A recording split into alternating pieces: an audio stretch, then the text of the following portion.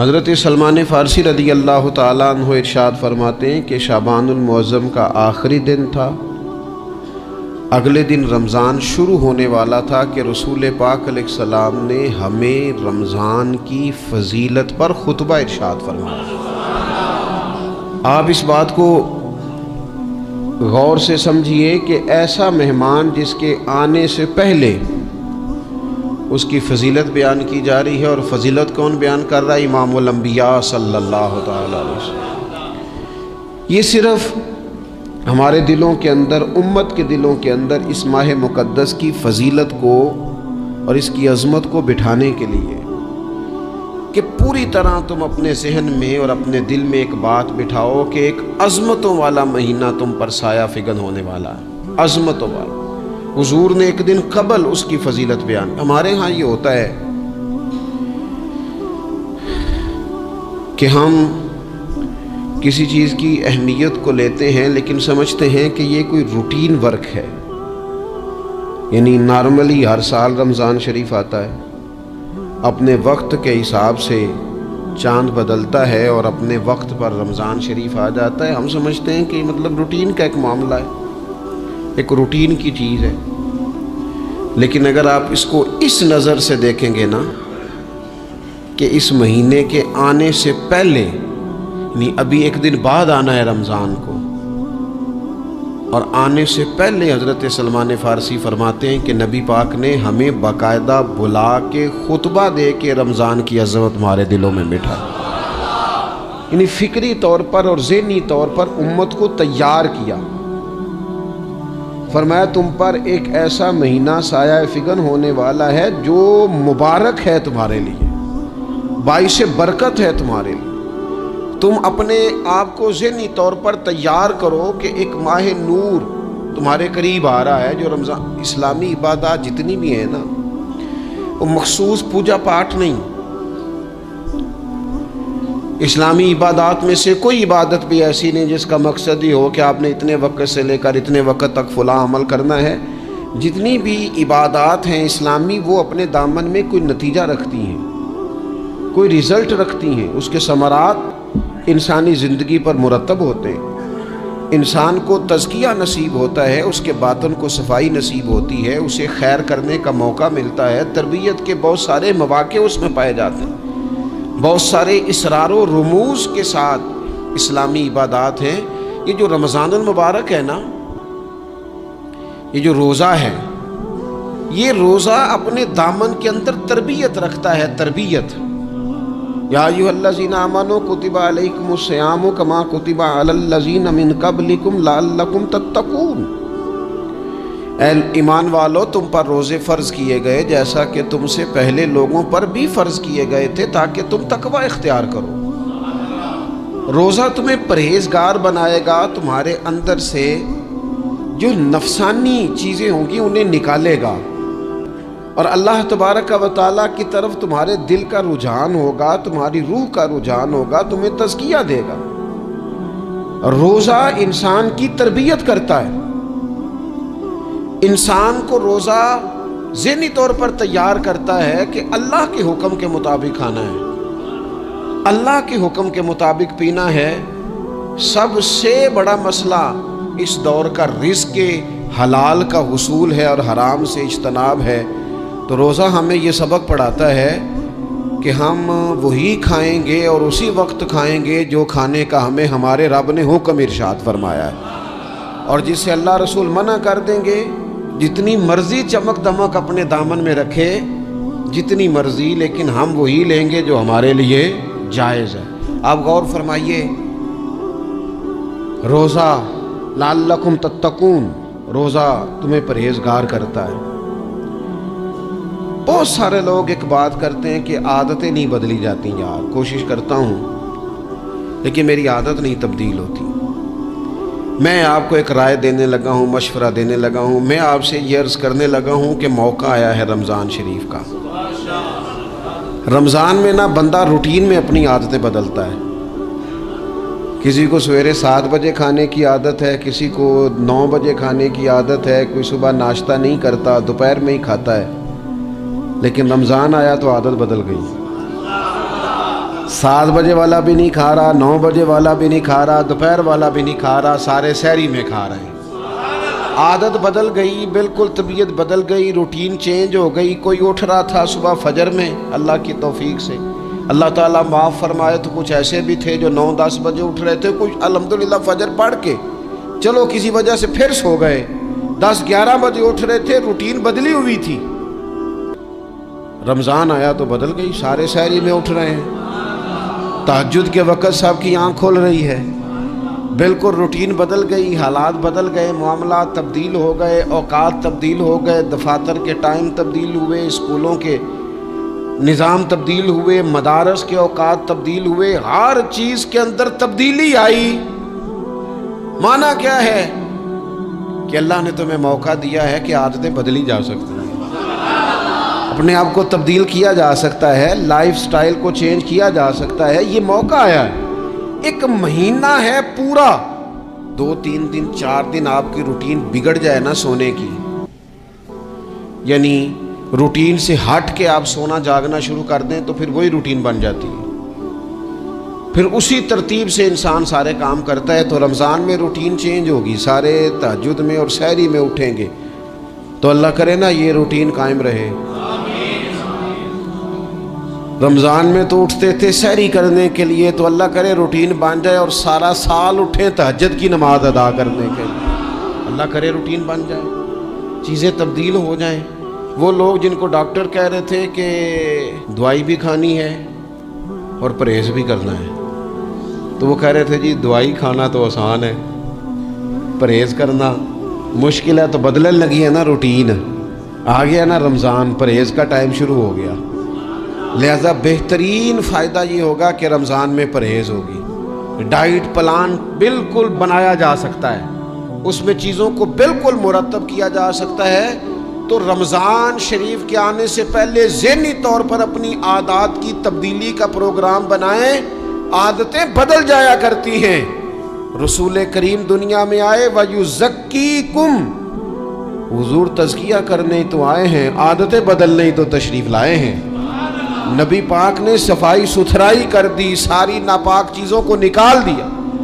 تو روٹین دیکھیں کہ رمضان میں تقوی کے حصول کے لیے اپنی عادات کو تبدیل کرنا ہے، اور اس کے لیے ذہنی طور پر اپنے آپ کو تیار کریں۔ وہ جو کہتے ہیں بچے سویرے نہیں اٹھتے، وہ روٹین بنا لیں، یہ موقع آیا ہے، ابھی سے ارادہ کر لیں کہ جناب ہم نے اس ترتیب سے اپنے گھر کو، ماحول کو، بچوں کو اس ترتیب سے ہم نے مرتب کرنا ہے چیزوں کو، یہ آپ ارادہ کریں، اللہ تعالیٰ مدد فرمائے گا۔ رمضان المبارک کی جو خاص فضیلت ہے، اس خاص فضیلت کو رمضان آنے سے پہلے ذہن میں بٹھا لیں، اور رمضان المبارک پورے کا پورا اس ذوق سے گزاریں کہ ذہن میں بات موجود ہو، ذہن میں کہ دراصل رمضان کیا ہے۔ اللہ کے پیارے رسول صلی اللہ تعالیٰ علیہ وسلم نے فرمایا، اے لوگو تم پر ایک عظیم المرتبت مہینہ سایہ فکن ہو رہا ہے۔ حضور فرماتے ہیں شہر مبارک، فرمایا یہ بڑا برکت والا مہینہ ہے، یہ برکتیں لے کے آیا ہے، یہ رحمتیں لے کے آیا ہے، یہ اپنے ساتھ عنایات لے کے آیا۔ اور نبی اکرم صلی اللہ تعالیٰ علیہ وآلہ وسلم نے فرمایا جو بندہ بھی قرب الہی کی نیت سے رمضان میں نیکی کا طلبگار ہوگا، فرمایا وہ اگر نفل نیکی کرے گا نا تو اللہ تعالیٰ اسے فرض کے برابر ثواب عطا فرمائے گا۔ اور حضور علیہ الصلوۃ والسلام فرماتے ہیں جو اس مہینے میں ایک فرض ادا کرے گا اللہ 70 فرضوں کے برابر اجر عطا کرے گا۔ اپنے ذہن میں ایک بات بٹھائی جائے، ذہن میں یہ بات بٹھائی جائے کہ یہ نا برکت والا مہینہ ہے، اس میں میرا ثواب بڑا ضربوں کے ساتھ آگے بڑھے گا، ایک ذہن بنایا جائے اور پھر ثواب اکٹھا کرنا شروع کر دیا جائے۔ پھر وہ ترتیب بنا لی جائے، کاروباری نہیں، روحانی ترتیب، کاروباری نہیں، یعنی نئے سے نئے سٹال نہ تیار کیے جائیں، مہنگائی کیسے کرنی ہے اور کس طرح کر کے کن چیزوں کی آج کل مانگ ہوگی، کس ترتیب سے سودا پہلے ہی خریدنا ہے، مہنگا کیسے کرنا ہے، اللہ معاف کرے مصنوعی قلت کیسے پیدا کرنی ہے، کمائی کیسے کرنی ہے۔ رمضان کے اندر جناب لوگ ساری ترتیب لگا کے، ساری، میرے ایک دوست ہیں میڈیکل کے شعبے سے وابستہ ہیں، تو وہ مجھے کہنے لگے کہ ڈاکٹر بھی اپنی روٹین بدلتے ہیں اور معدے والی ساری دوائیاں بھی اکٹھی کر لیتے ہیں کیونکہ رمضان آنے والا ہے، یہ زیادہ لوگ استعمال کریں گے۔ تو وہ ماحول نہ پیدا کریں کہ ہر چیز دنیا داری ہو جائے، ہر چیز دنیا داری نہیں، ہر چیز کو ایک نیا روپ دے دیا جائے اور نیا سے نیا مال کمانے کا سلیقہ بنایا جائے۔ میں اکثر کہا کرتا ہوں کہ رمضان تو اس لیے تھا نا کہ اس میں کم کھانا ہے، تھوڑا کھانا ہے، لیکن اگر بندہ کہے کہ میں نے صبح کا چونکہ کھایا نہیں لہذا اب شام کو اتنا کھانا ہے کہ ہفتے سے پہلے ڈاکٹر کے پاس بھی جانا ہے، میں نے وہ سارا پوری کرنی ہے روٹین، تو پھر وہ مقصد کو نہیں نہ سمجھا، پھر اس نے اس خوبصورتی کو نہیں پایا جو خوبصورتی اس کو دین دینا چاہتا تھا۔ ایک تو رمضان کی فضیلت کو سمجھنا، اور پھر جب ہم روزہ دار ہیں، ہم نے روزہ رکھا ہوا ہے، تو نبی پاک علیہ السلام نے خود اس مفہوم کو کھول کے بیان کیا، فرمایا جس بندے نے جھوٹ نہیں چھوڑا، گناہ نہیں چھوڑا، گویا غیبت نہیں چھوڑی، بدی نہیں چھوڑی، تو اللہ کے محبوب علیہ السلام فرماتے ہیں پھر اللہ تعالیٰ کو اس کے بھوکا پیاسا رہنے کی تو کوئی ضرورت نہیں، کیونکہ لعلکم تتقون، تقوی اختیار کرنا تو روزے کا مقصد تھا، اور اگر اس نے وہ بات کو سمجھا ہی نہیں، استاد کے لیے صرف استاد ہو جانا ہی ضروری نہیں، اس کو پھر اپنے منصب کا لحاظ کرنا بھی ضروری ہے کہ میں استاد ہوں۔ والد کا صرف والد ہو جانا ہی کمال نہیں، اس کو پھر اس منصب کے تقاضوں کو بھی سمجھنا چاہیے کہ اب میں ایک باپ ہوں، اب میں روٹین میں وہ آزاد نہیں ہوں کہ جہاں میرا جی چاہے گا جاؤں گا، جہاں میری طبیعت چاہے گی میں کھاؤں گا، جہاں میرا دل کرے گا میں وہ کام کروں گا۔ اب آپ سرپرست ہیں، سربراہ ہیں۔ انسان دیکھیں نا، ایک شخص ہے وہ عالم ہے، علم پڑھ لینا صرف کمال نہیں، وہ اپنے منصب کو بھی تو سمجھے نا، اس منصب کے وقار کو، اس کے لحاظ کو بھی تو سمجھے نا۔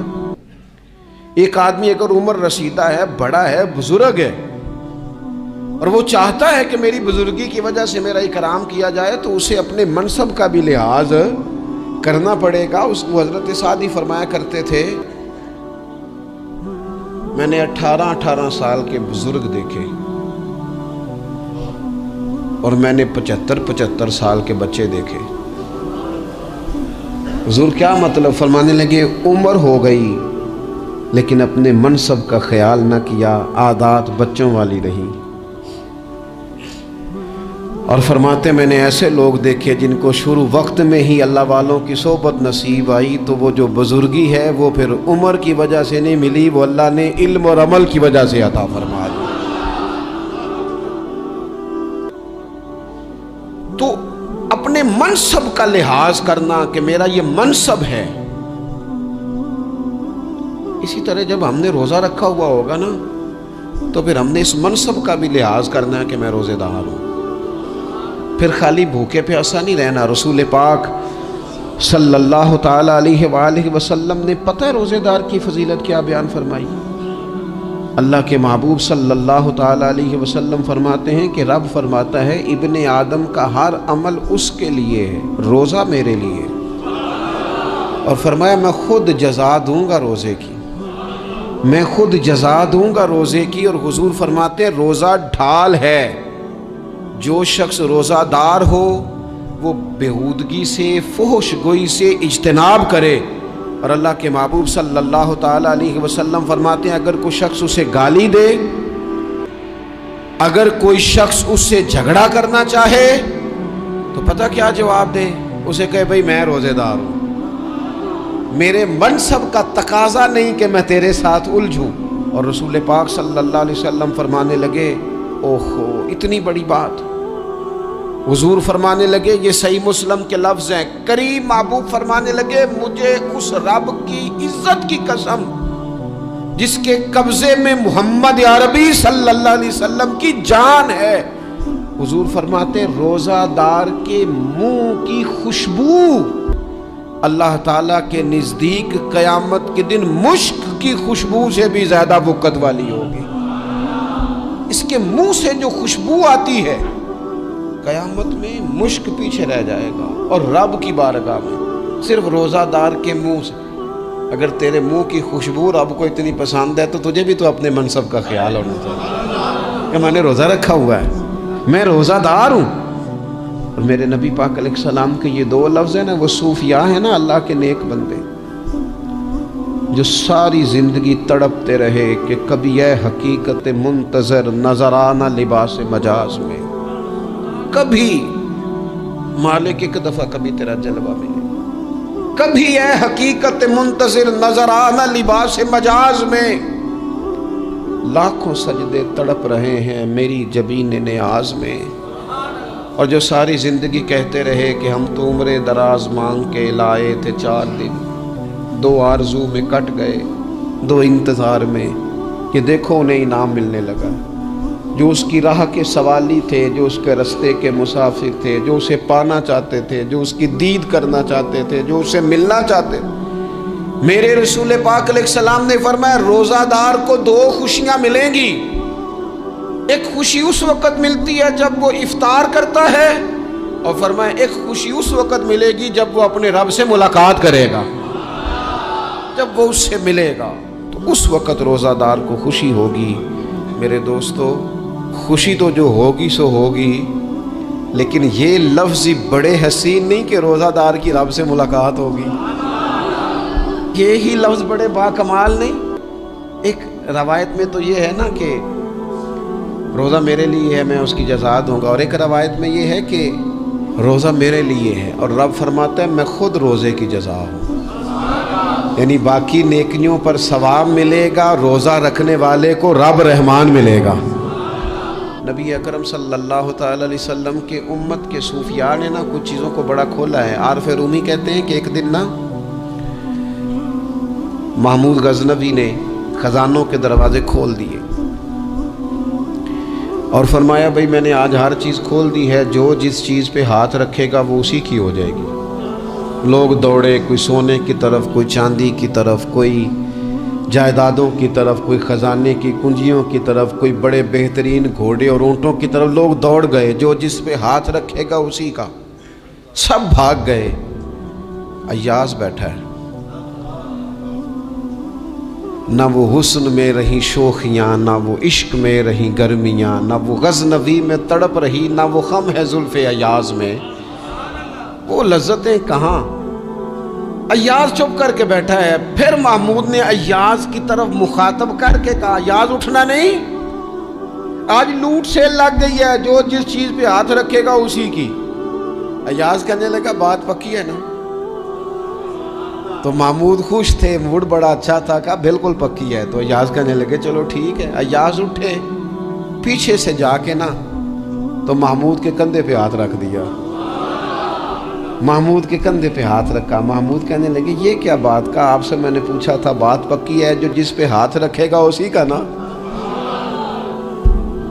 تو تھوڑی دیر پہلے مسکراتے چہروں میں آنسو آ گئے، ایاز بھی روئے تو محمود بھی روئے۔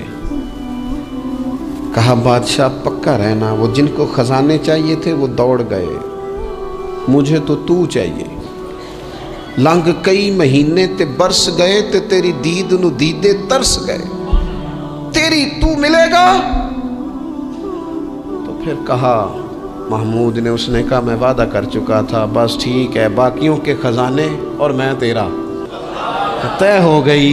فرمایا باقی نیکیوں پر ثواب ملے گا، اور روزہ رکھنے والے کو رب رحمان ملے گا، اللہ کا قرب ملے گا۔ دیکھو نا، وہ خاص انسان کو کیفیت حاصل ہوتی ہے روزے میں، رب کے ہونے کا یقین۔ وہ جو صوفیاء کہتے ہیں نا مراقبہ کرو، وہ نصیب ہوتا ہے۔ یعنی کسی کو کیا پتہ ہے اس کا روزہ ہے کہ نہیں، اکیلا ہے نا گھر میں، فریزر بھرا ہوا ہے، نہیں نہ کھاتا، کیوں؟ اسے پتہ ہے میرا رب میرے ساتھ ہے، میرا رب مجھے دیکھ رہا ہے۔ بس یہ تصور توحید پکا ہو جاتا ہے رمضان، تو پھر اللہ تبارک و تعالیٰ کی بھی خاص رحمت اور کوئی خاص ہی اعزاز۔ حضور فرماتے ہیں جنت کے کئی دروازے ہیں، ایک باب الریان ہے، اس سے صرف روزہ دار گزریں گے۔ آواز ہوگا روزے والے آ جاؤ، وہ آ جائیں گے، فرمایا اس خاص دروازے سے گزرو، جب گزر جائیں گے تو فرمایا بند کر دو بھئی، اور کوئی نہیں گزرے گا یہاں سے۔ دروازہ ہی مخصوص ہے، ان کا اعزاز ہی ذرا زیادہ ہے۔ تو میرے عزیز رمضان شریف کے اندر وہ منصب کا بس خیال رکھیں کہ میں روزہ دار ہوں، اس احتیاط کے ساتھ۔ اور دوسری جو رمضان کی چند عبادات ہیں نا، سب سے پہلی تو میں عرض کروں گا تراویح کے حوالے سے یہ بات یاد رکھ لیں کہ نبی پاک علیہ الصلوۃ والسلام نے فرمایا جس نے ایمان اور احتساب کی نیت کے ساتھ رمضان میں قیام کیا، اللہ اس کے پچھلے سارے گناہوں کو معاف فرما دے گا۔ اور ایک مقام پر نبی پاک صلی اللہ تعالیٰ علیہ وسلم نے بیان کیا، یہ مشکات میں موجود ہے، حضور فرماتے ہیں رمضان اور قرآن دونوں قیامت کے دن بندے کی شفاعت کریں گے۔ رمضان کہے گا یا اللہ میں نے اسے دن بھر کھانا کھانے سے باز رکھا اور تیری بارگاہ کے حکم کے مطابق اس نے اپنے آپ کو ان چیزوں سے بچا کے رکھا۔ اور قرآن کہے گا مالک رات میں نے اسے نیند سے روکے رکھا۔